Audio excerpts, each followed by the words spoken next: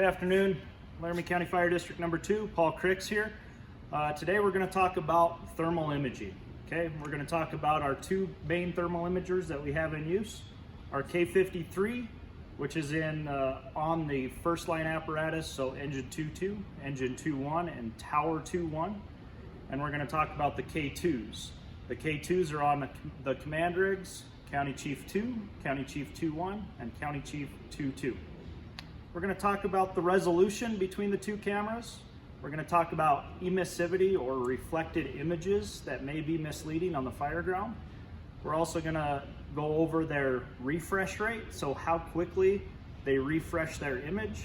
We're going to go over modes of operation, so high sensitivity and low sensitivity modes, and how you tell whether you're seeing a low sensitivity or a high sensitivity image.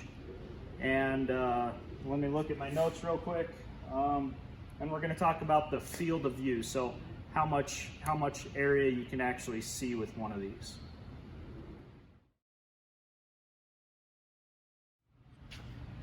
First thing we're going to talk about is how to turn these on. Simply press the green button one time. You'll see that they both power up.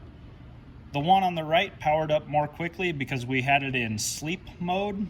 The one on the left, the K2, is going to take a little bit longer to power up because we had it off all the way. Now the difference being is if you press and hold the green button for 10 seconds or more, it will power down all the way. Same with the K53. Hold the button for more than 10 seconds and it will power down all the way.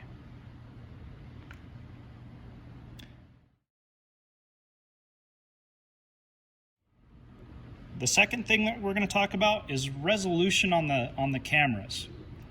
You can see that the K2 actually looks like it has a better image quality to it than the K53. But the K2 has two cameras. So if we look at the front of this thing, if I can get it in the light right, you can see two apertures. The top one is a visual camera, whereas the bottom one is the thermal imaging camera. Now the K2 uses both of those cameras to create a high quality image, whereas the K53 doesn't have two cameras. It relies solely on the thermal camera or the infrared camera.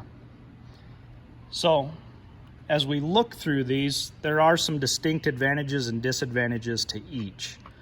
The K2 has the advantage of good visual quality, but as you can see, its thermal qualities are quite a bit different than the K2. So here's what I'm talking about with the K2 having an optical camera. You can clearly see the ownership written on our door in the K2, where you can't see the words written with the K53. Again, the K53 is thermal only, no optical overlay view.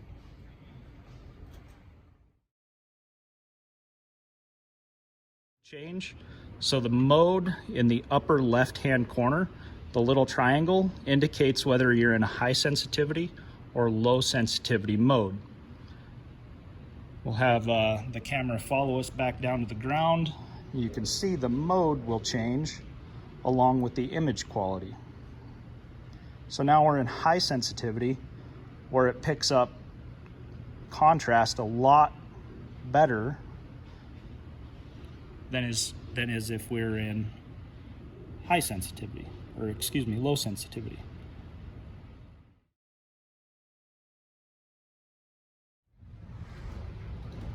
All right, let's talk about emissivity or reflected energy, how it can be misleading.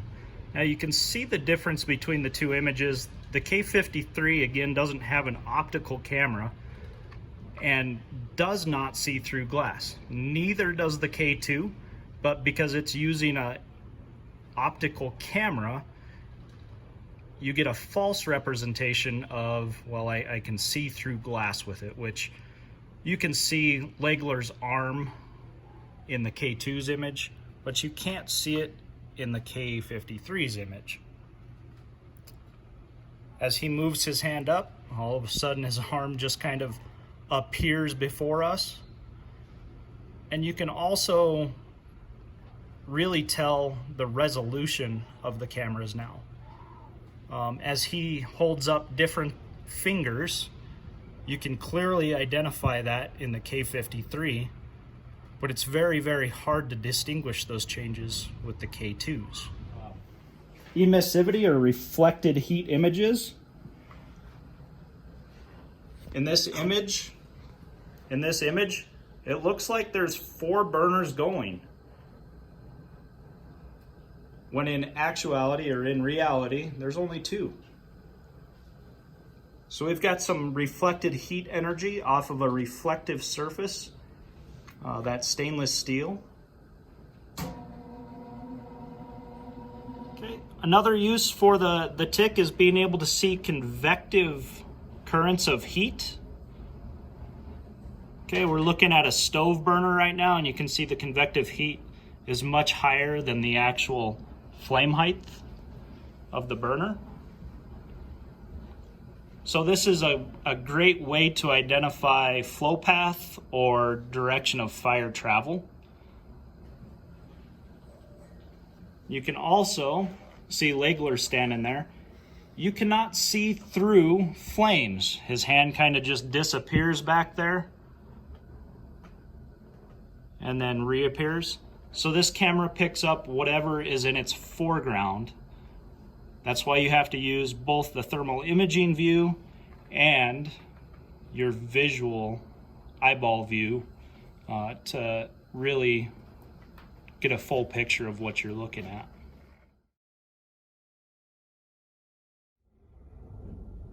All right, we're going to talk about field of view.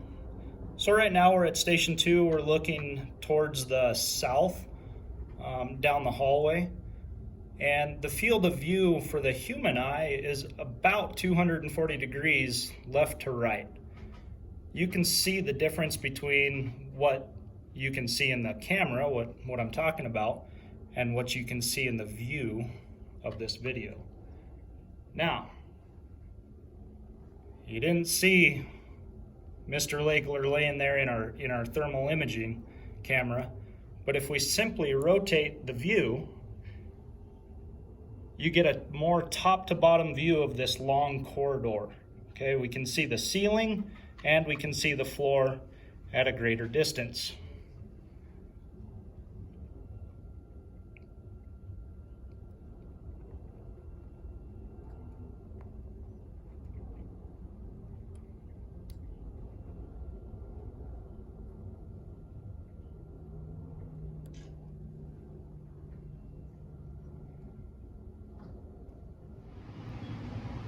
We're going to make a quick scan from the left-hand side of the utility room to the right-hand side.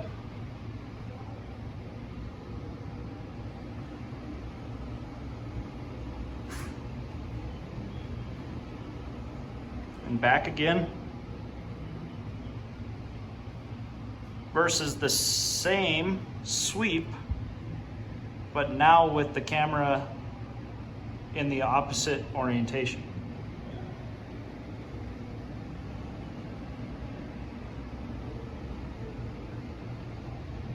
As you can see, if I have the camera oriented this way, I would have to take multiple passes to get a top to bottom view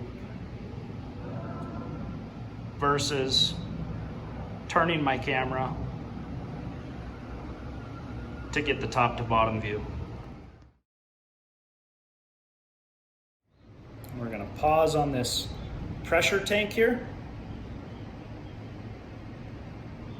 Let me get the view in there.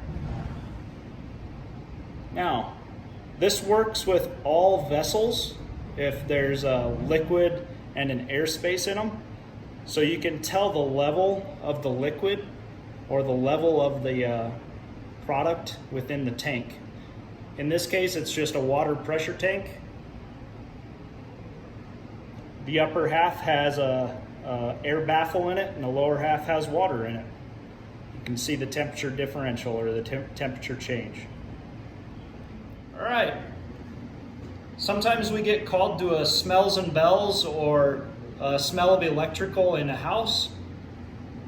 If the electrical panel is energized, here's a quick way to actually identify which breakers have a load against them.